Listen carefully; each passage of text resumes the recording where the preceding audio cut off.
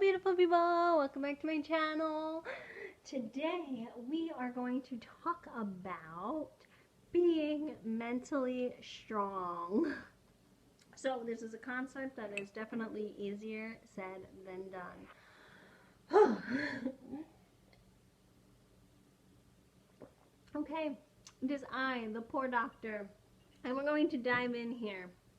So being mentally strong is, I can't tell you, easier said than done. That's an understatement. um, so I just wanted to talk about what it means to be mentally strong.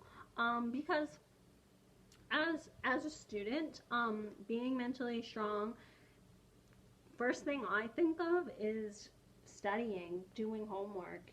Like being able to sit through class for a significant period of time, coming home, doing homework for a significant period of time, and not losing focus and absorbing everything. Um, that is mental strength, but the thing is that mostly has to do with your brain being like strong, because like the brain is a muscle. So that's mostly sort of trained over time. That's kind of one of the main reasons why, we go to high school, we go to college, we go to grad school, we go to middle school before high school, to kind of get your mind ready and in gear and train it and strengthen it to be able to withstand long tests and long study sessions and long classes. But today we're going to talk about mental strength in the workforce, mental strength in society. So in therapy, there's lots of times that you encounter issues, like internal issues. And I remember us discussing this when I was in class, but like I didn't really put two and two together. I didn't really understand what they meant. I didn't get it. But I'll give you guys a little example. So, for example, there was one time a client, right, that I had, and this client, well, she was not good at anything. This was obviously in one of my psychiatric settings. That's important to mention. So this client, she wasn't good at anything. Okay, like and I don't mean that in a derogatory way. I'm just saying that she didn't have anything going for her life. Like she was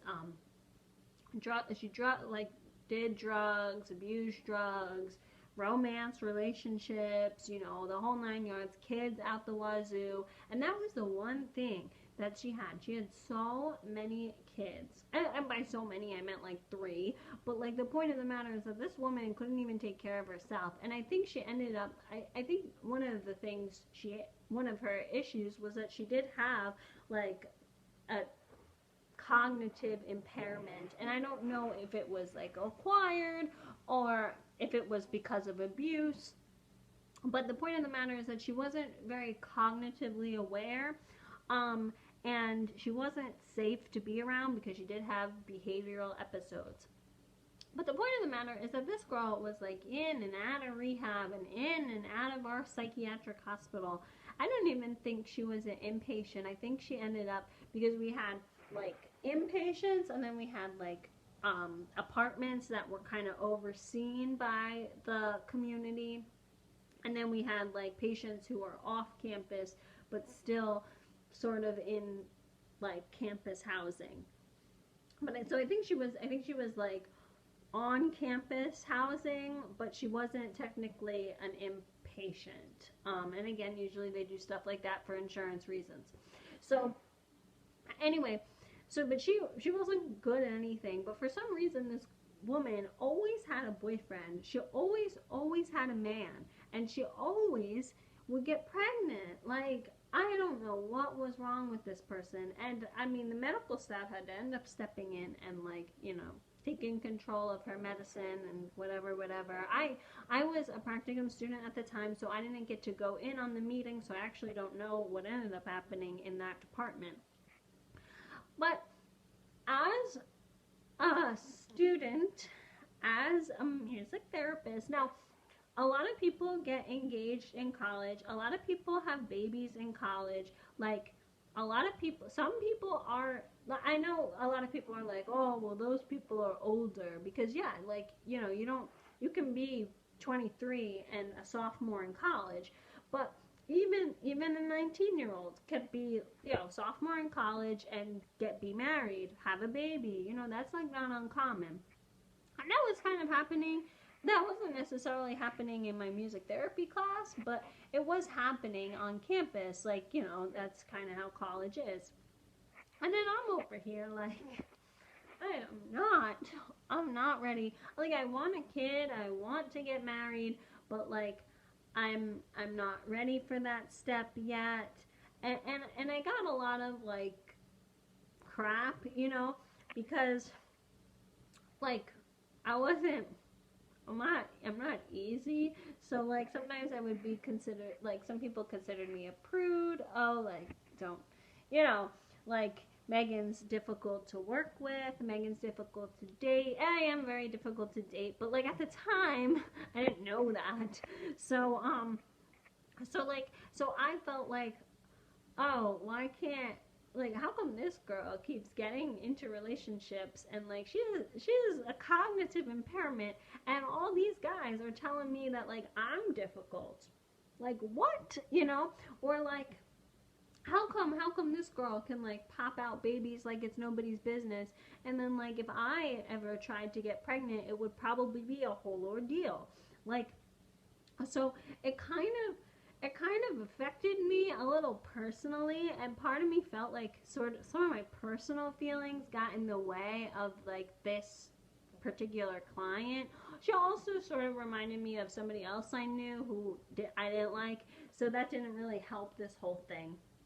But the point of the matter is that as a therapist you have to be mentally strong, and you have to like disassociate clients from other people or from issues you're personally having. And sometimes that can be really, really hard. Like, especially in the romantic department. I mean, it's not very easy to date or have a relationship as a music therapist, for one, because nobody knows what the heck you're doing. And then it's like all this time commitment, stupid like medical field stuff, even though we're technically like we're not essential, but we still have to like be on call, and people don't understand that. So it is very difficult to be in a healthy relationship, and it's very difficult as a musician also. If you're a music therapist who's still performing, that can be difficult too.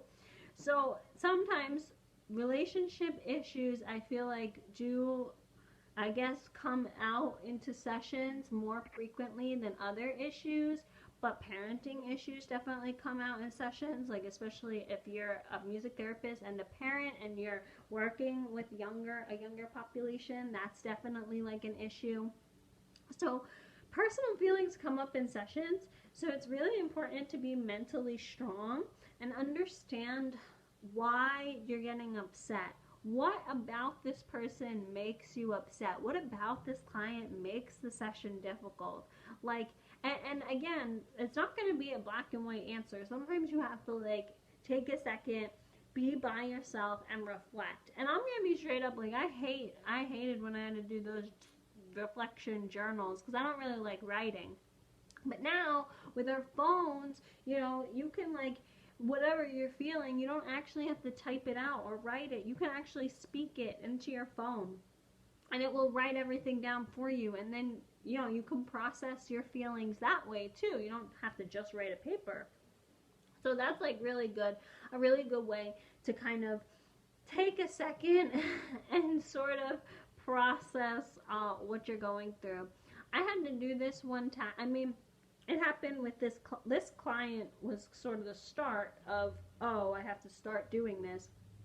But when I started to do private music therapy sessions, and by private I mean they were through an organization, like they found the clients and then I just went to the clients' houses, so we got paid through the sessions that the company set up.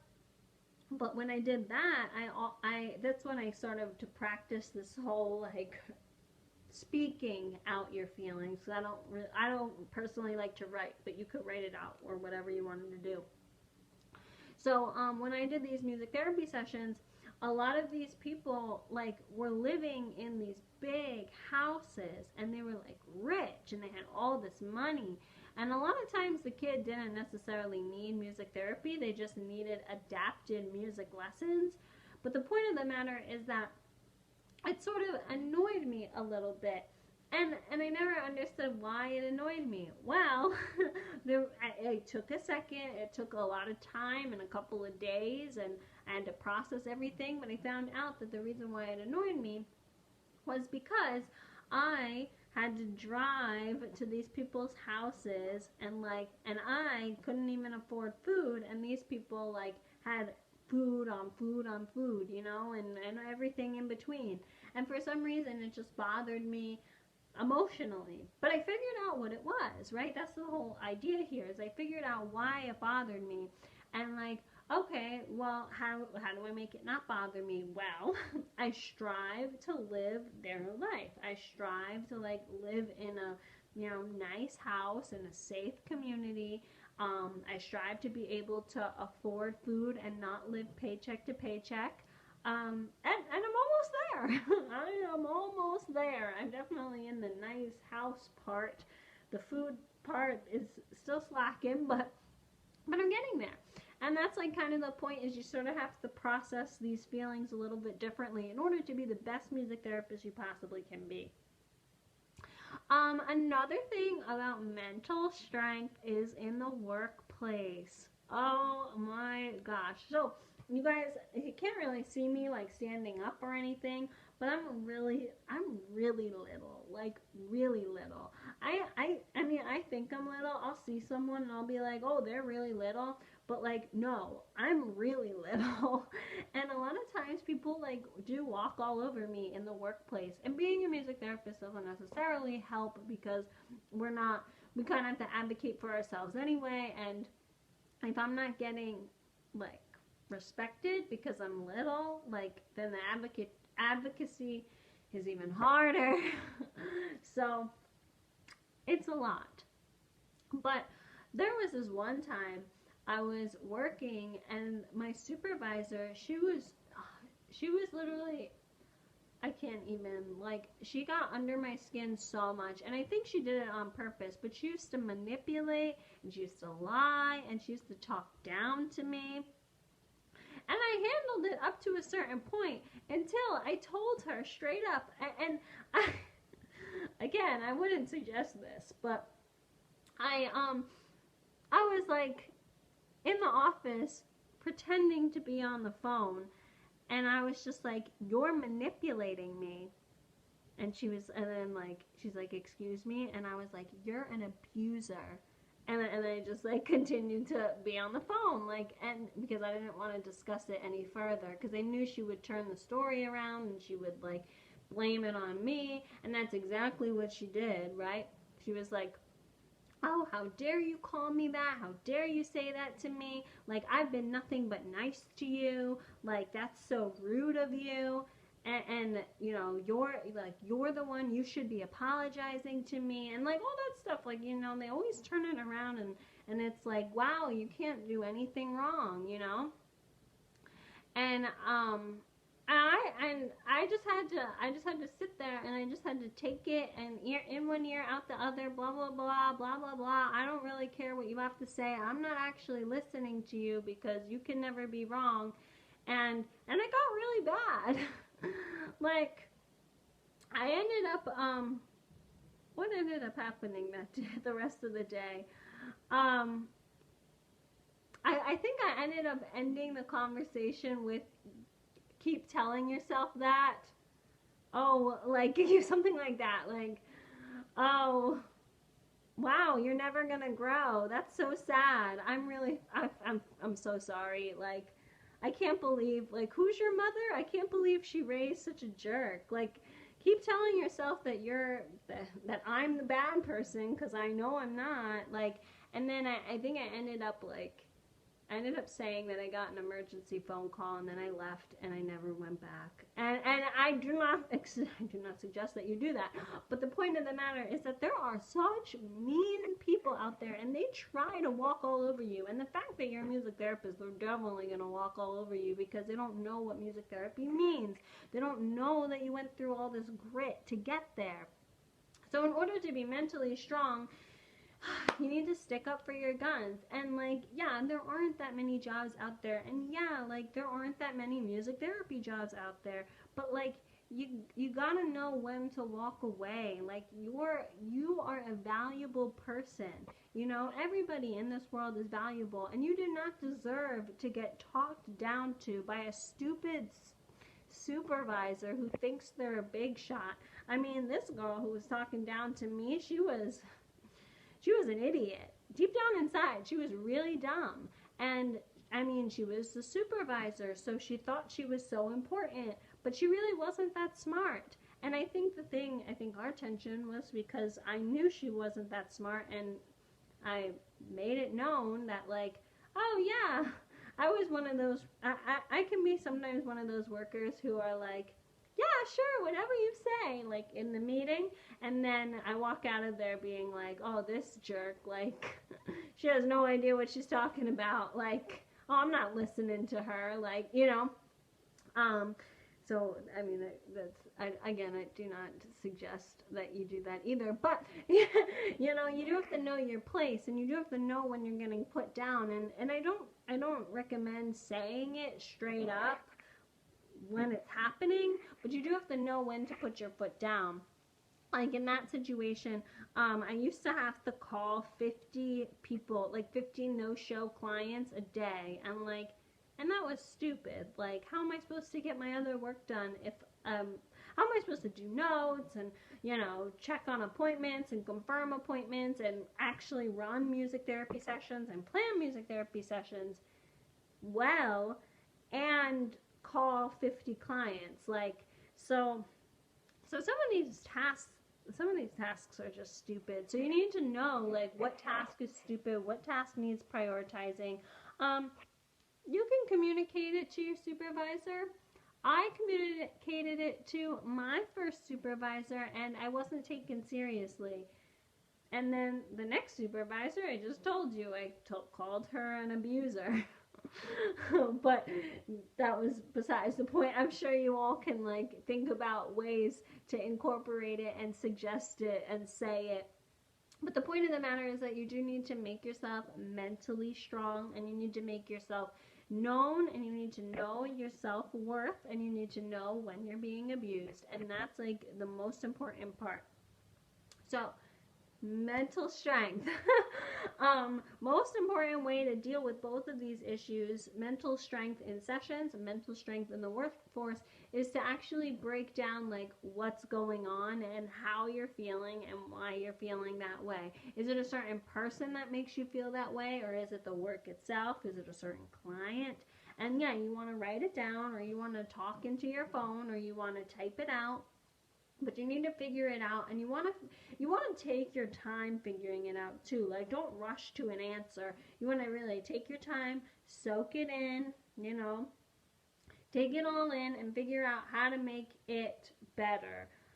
Obviously, I have more issues with work than with my actual clients. I think that my clients, like, other than those certain personal instances, most of my clients are pretty darn great. It's always the people I work with who are the pains, and I'm the type of person, like, I don't sugarcoat things. Like, if you're a jerk, I will tell you, and I don't care if you hate me, because there's always another job out there, like, you know. And I don't know, I personally have problems with supervisors who are under the age of 30. That's just me. I don't know if anyone else feels that way, but that's just how it is. So, hopefully most of you don't have that issue. Maybe you're going to be in a nice music therapy department with other music therapists, and life will be great, and you won't have to deal with somebody dumb or idiotic or annoying. I wish you all the best. Okay. I hope you have a great day, and I hope these tips have helped mental strength and stamina in the workplace and in sessions. Okay, have a great day. Bye.